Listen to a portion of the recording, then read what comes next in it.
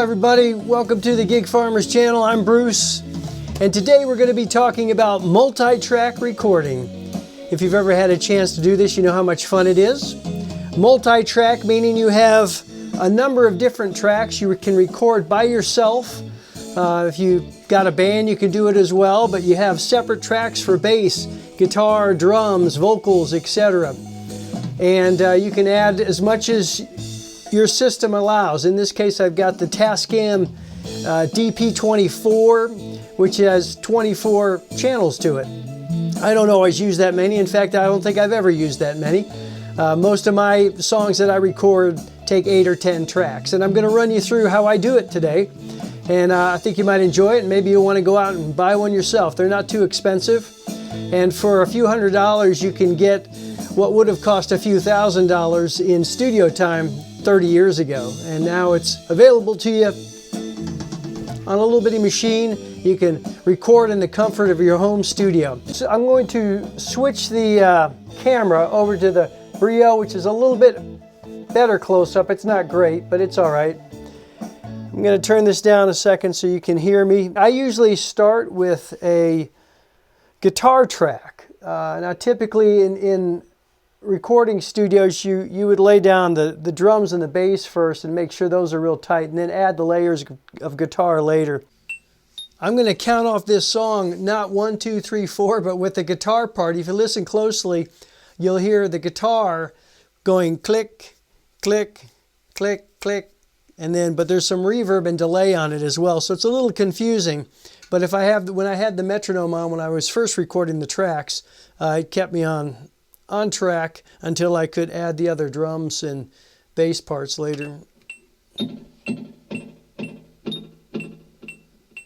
Yeah, so that was 1, 2, 3, 4, 1, 2, and then you heard the delay on 3. And then by 4 it had gone away. So on the next one beat is when everything comes in. I'm starting with just a rhythm guitar here.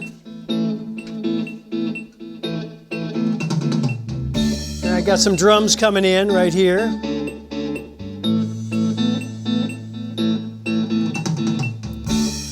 There's the bass track there. Turn them a little bit so you can see it better. If you look up here, if you look up there, you can see the levels. Typically want that up in the green area. Every once in a while it spikes into yellow or red. That's not good, but you definitely don't want it too far down here, or else you won't be able to hear it too well without pushing up the faders. So let's reverse here a second. I'm going to isolate a few tracks for you here. For instance, we can push this solo button here, and we can then isolate the let's say the bass, for instance. What's the bass doing?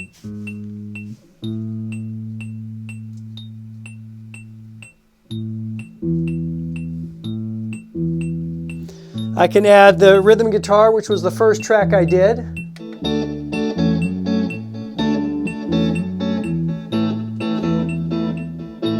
And when you're mixing these tracks, it's sometimes nice to just listen to 2 or 3 at a time rather than the whole thing, to make sure that you've got your panning correct, right, left, stereo effect, your equalization. Make sure they're just sitting well together. And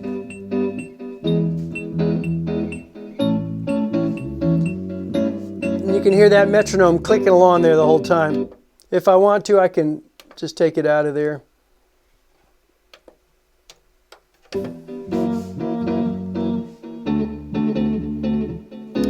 A lot of times we want to hear how the bass and drums are sitting.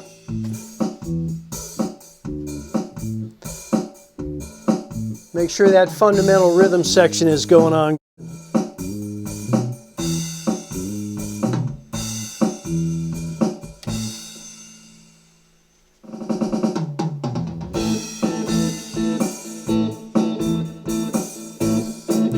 There's a second guitar part that does this.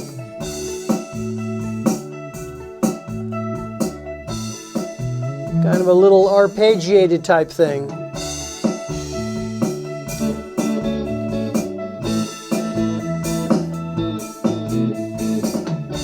Sometimes during the song something might get a little too loud, so you can just adjust the fader on the fly. And when you mix it, that's a whole nother process, but sometimes you have to just kind of play with the faders as you want a certain part to come in or be emphasized, or maybe come out because you made a mistake.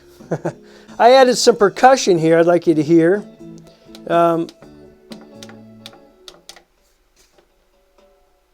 There's some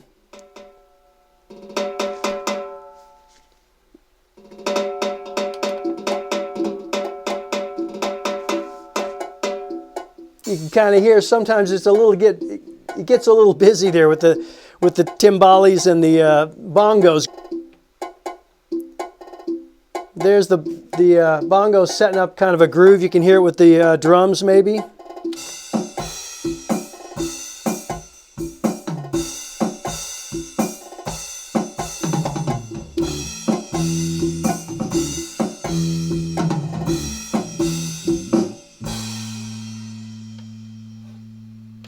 Let's see, so we've got rhythm guitar on track 2. I have a little arpeggiated guitar, kind of another additional rhythmic guitar on 3. I haven't added vocals or a lead guitar yet. I may do that later. Here's bass on track 5, drums on track 7, 8, stereo, timbales are down, and the bongos are on, 11 and 12.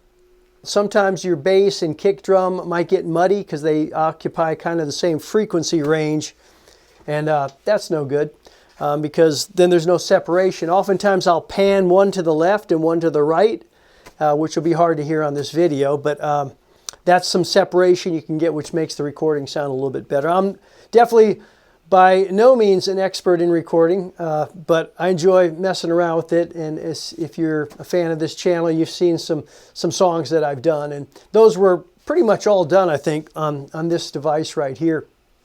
Give you a quick look around the studio.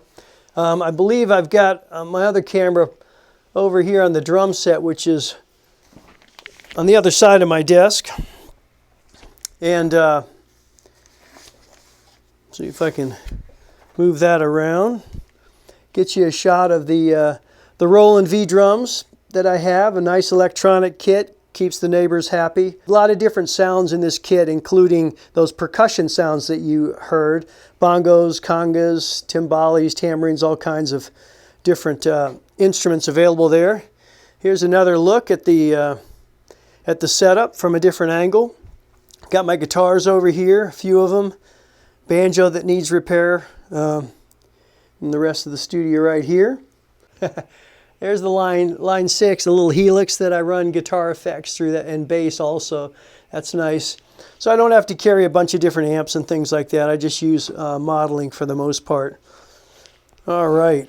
There it is, multi-tracking. You just lay down one track at a time. I like to put a metronome on it and to get the pulse that I want, and then as I'm adding guitar, second guitar, bass, then I go over to the drum set.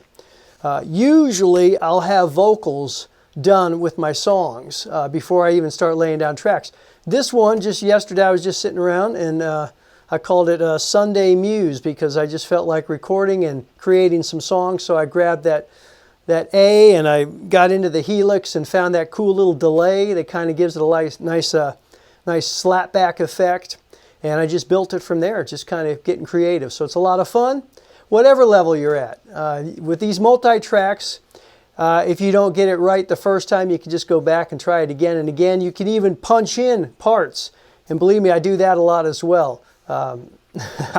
If I've got a solo I'm working on, it might be 3 or 4 different takes that I piece together. Typically, if you hear a song, you don't want to come out with everything at once. Oh, we got the bongos, the congas, the timbales, the tambourine, the 3 bass or 3 guitar parts, or whatever, or, you know, the fat vocals, the harmony vocals, and all that.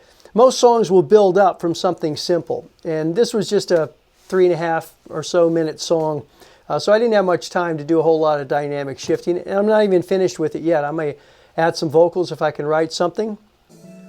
Sounds kind of interesting without without any vocals on it. It's kind of bare to me anyway. I feel like I need some vocals in there to kind of give it some structure. Right now it just sounds like it kind of meanders everywhere, which it probably does. Again, I was just stream of consciousness, just kind of adding on a bass part, and then, oh, I want a guitar part. I played with the drums for maybe a half an hour before I started recording and got some grooves, and then added the timbales and the congas. I actually played all that percussion with drumsticks on the electronic Roland V-Drum kit, and that was pretty handy. I don't have to have all those extra instruments in here and banging my hands up trying to create a conga part or a bongo part or something like that. Thanks for hanging out with me today. Hope you enjoyed it. Please give it a thumbs up, like, subscribe to the channel, and we'll see you again next time.